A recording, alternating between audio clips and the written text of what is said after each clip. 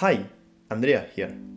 Today we shall continue our journey in definition of natural numbers. More in detail, we will define the basic statements defining all natural numbers, the so-called Peano Axioms, named after the Italian mathematician Giuseppe Peano. The result will be the univocal definition of a set containing all the natural numbers.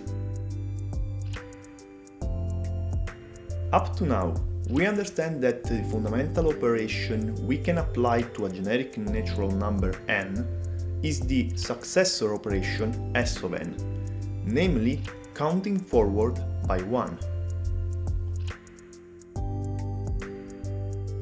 Here, we wonder if it is possible to get a reasonable amount of assumed true affirmations to define any natural number. Such assumed true sentences are called axioms. Indeed, it is possible to find them, thanks to the successor operation. Let's think about this. Starting from 0, the next number is the successor of 0.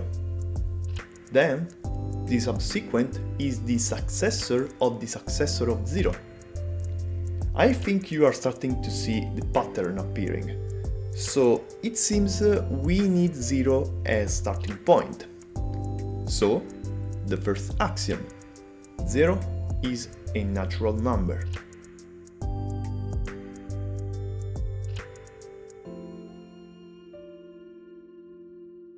Then, we also need the successor of 0 to be a natural number, and so its successor, and so on. Thus, we have the second axiom: if n is a natural number, then s of n is a natural number.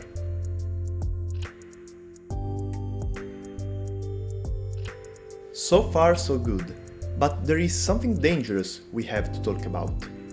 Nothing forbids a natural number n such that s of n is equal to 0. In other words, counting forward, we need to avoid the possibility of a loop of numbers going back to the starting point. So, the third axiom: 0 is not the successor of any number.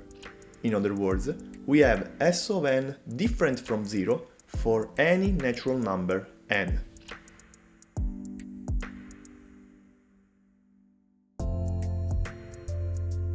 We are almost there, but we are not immune to other problems. For example, it is still possible to have s of 4 equal to 4. In this case, we have 0, 1, 2, 3, 4, 4, 4. Well, you understand. We do respect the other axioms.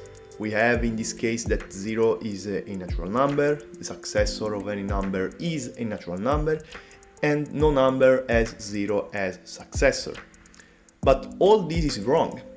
In fact, when we say s of 4 equal to 4, it's like saying that 4 is equal to 5, because that is the successor of 4. Another problem that can arise is, for example, s of 4 equals 1. The problem is similar to the one we have seen before. It is like having 1 equals 5, because here the successor of 4 is both 1 and obviously 5. Then 2 is equal to 6, and you can continue. To avoid these problems, we need to enforce another axiom, the fourth axiom.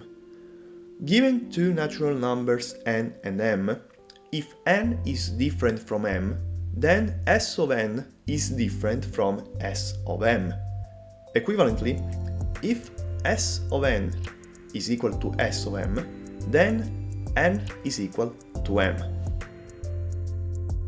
Now, let's check if the new axiom fixes our problems.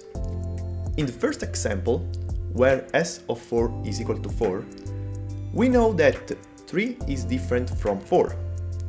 For the fourth axiom, s of 3 is different from s of 4.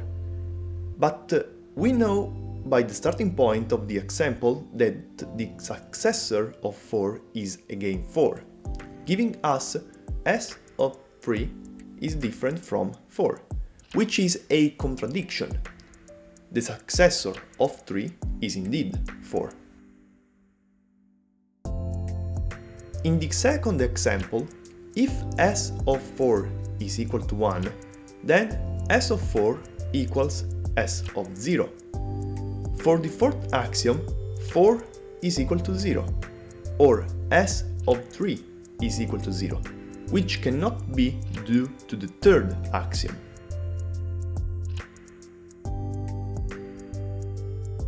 Okay, that's good. These issues are fixed. But have we finished? Obviously not. But I promise this is the last piece of the puzzle.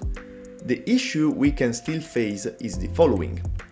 What if, at a certain point, we found a number which successor is not a natural number? This question could seem out of context, because the second axiom seems to avoid such possibility. The successor of a natural number is a natural number. But a natural number could be anything.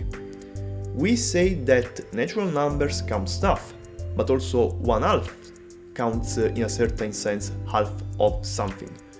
Or even a negative number could count missing items. We have to be sure our set includes only non-negative integers.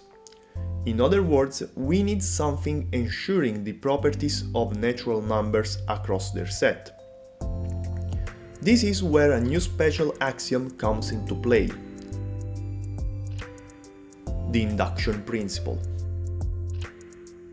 It states that let n be a generic natural number and let p of n be some property possessed by n. Suppose that p of 0 is true. 0 got its property. And suppose that if p of n is true, also p of s of n is true. So whenever the property is satisfied by a number, also its successor satisfies it. Then p of n is true for every natural number n. I know, at first glance, all these can appear complicated, but take your time and feel no pressure. Now, with this last axiom we are done. In fact, we can say that 0 is a non-negative integer.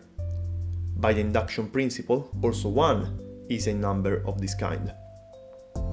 Then the principle assures the property for the successor, so for its successor, and so for all the natural numbers. For any natural number you can think of, the previous ensure the required properties.